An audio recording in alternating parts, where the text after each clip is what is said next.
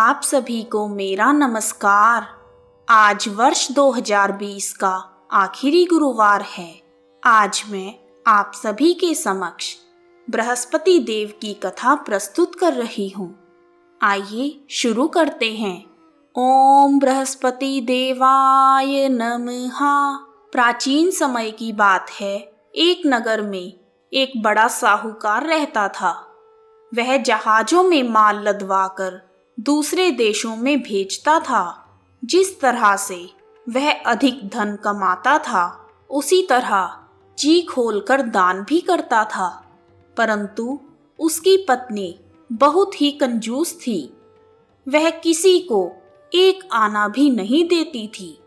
एक बार जब सेठ दूसरे देश में व्यापार करने गया, तो पीछे से बृहस्पति देव ने साधु वेश में उसकी पत्नी से भिक्षा मांगी।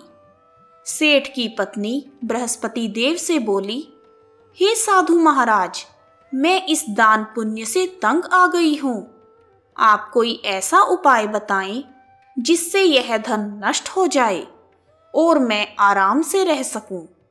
मैं यह लुटता हुआ धन नहीं देख सकती। सेठानी की बात सुनकर बृहस्पति देव बोले, हे देवी, तुम बड़ी विचित्र हो। संतान और धन संपत्ति से कोई दुखी होता है भला? अगर तुम्हारे पास अधिक धन है तो इसे शुभ कार्यों में लगाओ। कुंवारी कन्याओं का विवाह कराओ।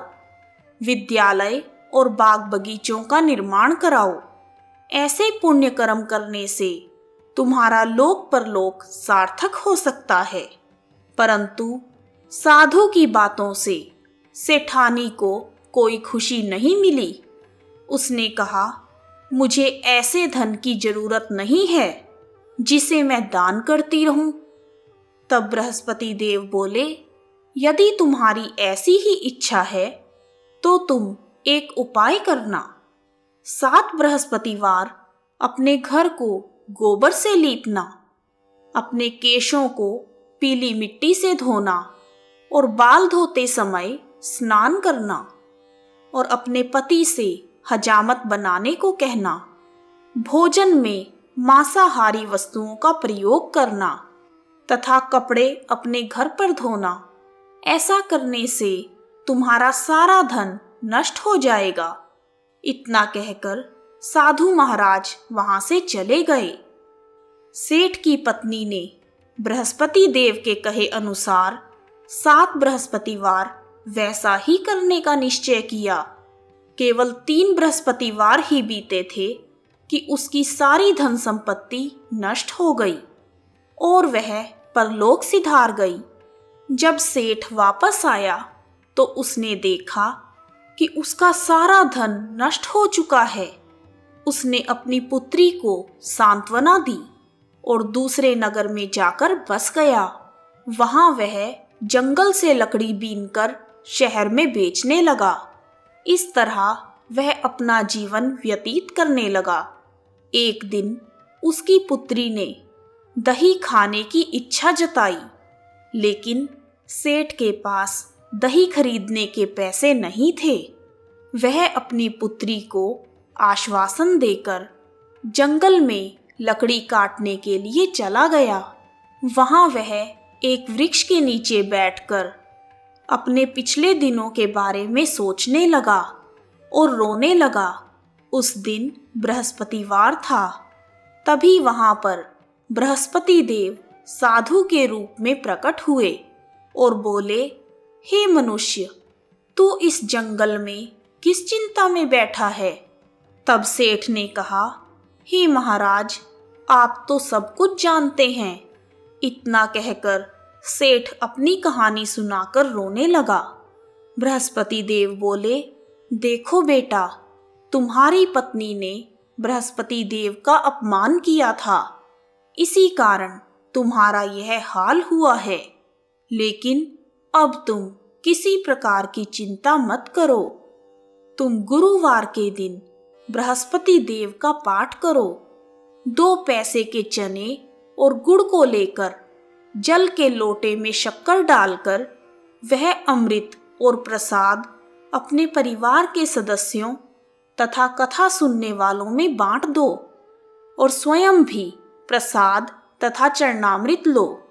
भगवान के आशीर्वाद से तुम्हारा कल्याण होगा।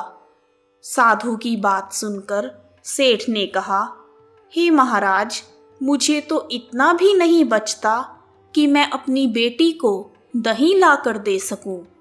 इस पर साधु बोले, तुम लकड़ियां शहर में बेचना, तुम्हें लकड़ियों के दाम पहले से 4 गुना अधिक मिलेंगे, जिससे तुम्हारे सारे कार्य सिद्ध हो जाएंगे। सेठ ने साधु के कहे अनुसार जंगल से लकड़ियां काटी और शहर में बेचने के लिए चला गया।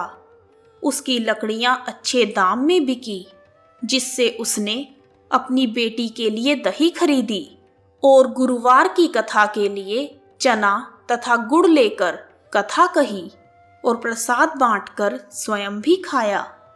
उसी दिन से उसकी कठिनाइयां दूर होने लगी, परंतु अगले बृहस्पतिवार वह कथा करना भूल गया। अगले दिन वहां के राजा ने एक बड़े यज्ञ का आयोजन करके पूरे नगर के लिए भोज का आयोजन किया। राजा की आज्ञा के अनुसार पूरा नगर राजा के महल में भोजन करने गया, लेकिन व्यापारी तथा उसकी बेटी थोड़ा देरी से पहुंचे। इसलिए उन दोनों को राजा ने महल में ले जाकर भोजन करवाया। जब वह दोनों लौट कर आए, तब रानी ने देखा कि उसका खूंटी पर टंगा हुआ हार गायब हो गया है। रानी को सेठ तथा उसकी बेटी पर संदेह हुआ कि उसका हार उन दोनों ने ही चुराया है। राजा की आज्ञा से सिपाहियों ने सेठ और उसकी बेटी को कारावास में डाल दिया।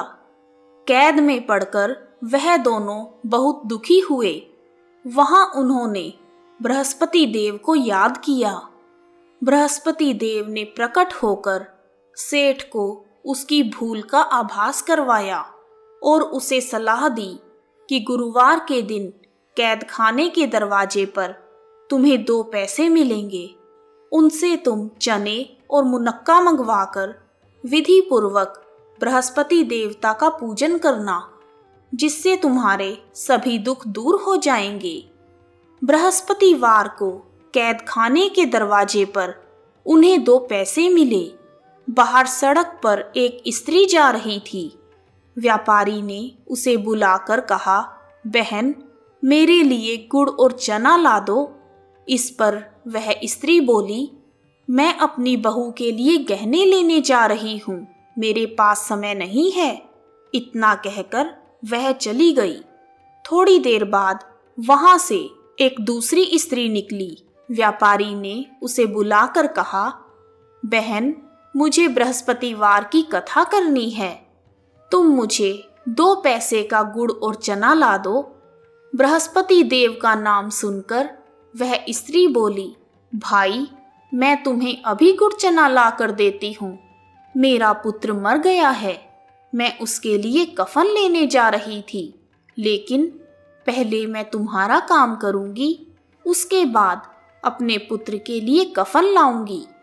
वह स्त्री बाजार से व्यापारी के लिए गुड़ चना ले आई और उसने भी बृहस्पति देव की कथा सुनी। कथा पूर्ण होने पर वह स्त्री कफन लेकर अपने घर चली गई। घर पर लोग उसके पुत्र की लाश को शमशान ले जाने की तैयारी कर रहे थे। स्त्री बोली, मुझे अपने लड़के का मुख तो देख लेने दो। अपने पुत्र का मुख देखकर उस स्त्री ने उसके मुंह में प्रसाद और चरणामृत डाल दिया।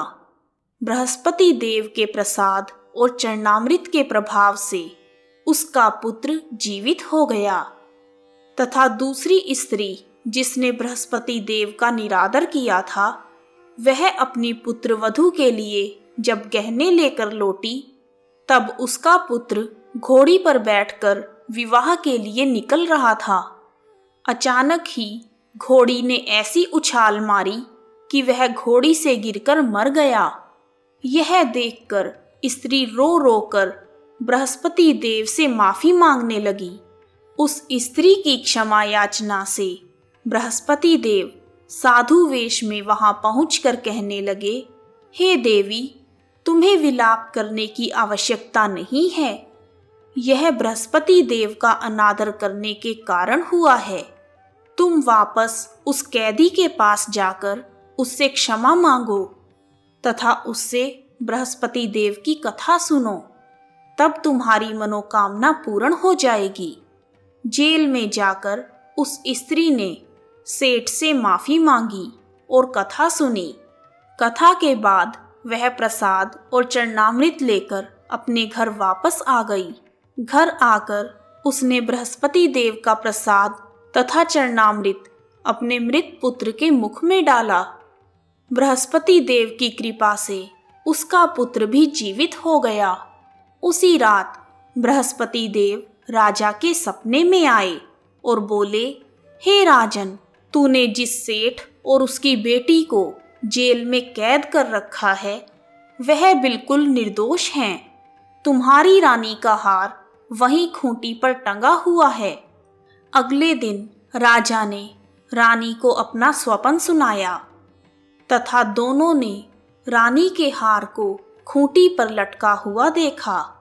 राजा ने उस सेठ तथा उसकी पुत्री को कैद से मुक्त कर दिया और उन्हें आधा राज्य देकर उसकी पुत्री का विवाह उच्च कुल में करवा दिया तथा दहेज में बहुत से हीरे जवाहरात आदि दिए। इस प्रकार बृहस्पति देव ने सेठ तथा उसकी बेटी पर कृपा की। हे बृहस्पति देव, जैसे आपने सेठ और उसकी बेटी पर कृपा की, उसी प्रकार हम सब पर भी अपनी कृपा बनाए रखना। इस प्रकार बृहस्पति देव की कथा पूर्ण हुई। जय बृहस्पति देव। यदि आपको बृहस्पति देव की कथा पसंद आई है तो कमेंट बॉक्स में जय बृहस्पति देव लिखना ना भूलें। आप सभी का हार्दिक धन्यवाद। जय बृहस्पति देव। जय माता दी।